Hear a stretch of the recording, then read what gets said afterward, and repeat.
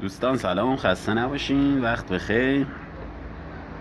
خواستم نحوه تعویض سوکت رو بهتون یاد بدم و اینکه تو یه سری مواقع این سوکت ها قطع میشه از اینجا، اصلا کلا قطع میشه. روی مدل های سوکت های زیمنز خیلی جالبه بدونید که حالا چجوری نصب میشه. اصلا ببین، اول اینکه میخوای یه سوکتی رو عوض بکنید حتما باید سوکت اینجوری روبرو هم دیگه قرار بگیره یا اینجوری، فرق نمیکنه. هر جوری باشه، اینجوری نه همینجوری، یعنی مثلا خار بالا اینم خار بالا. اگه میخوای اینو عوض کنی اینم باید همینو عوض کنی. اینجوری دونه دونه عوض میکنی تا سیمچین میکنی و سوکتتو عوض میکنی.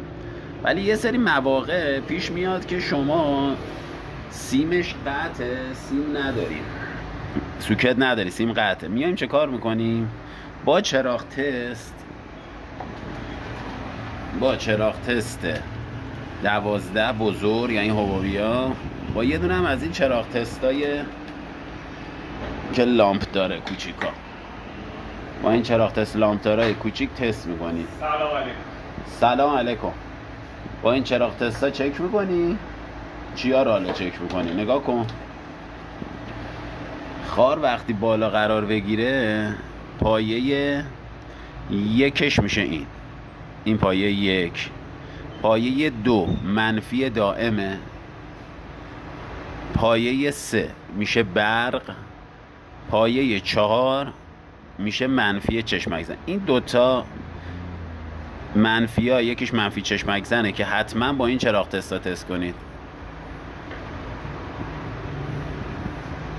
منفی دائم این یک با این سه تا پایه رو میگم، اینا همش از کامپیوتر میاد. این یه دونه از حالا جعبه فیوزی رله دوبلی جایی باشه. پس پایه یک میره تو ECU، پایه دو میره تو ECU منفی دائم میشه، حتی با این هم میتونی اونو چکش کنی. پایه سه برقه. پایه چهار منفی چشمک زنه که حتما با این چراغ تسته میشه اینو چکش کرد. طبق همین برید جلو، سوکتتون راحت بدونه که بخواید نقشه رو واکنید میتونید تعویضش کنید. با تشکر، توناپکیا.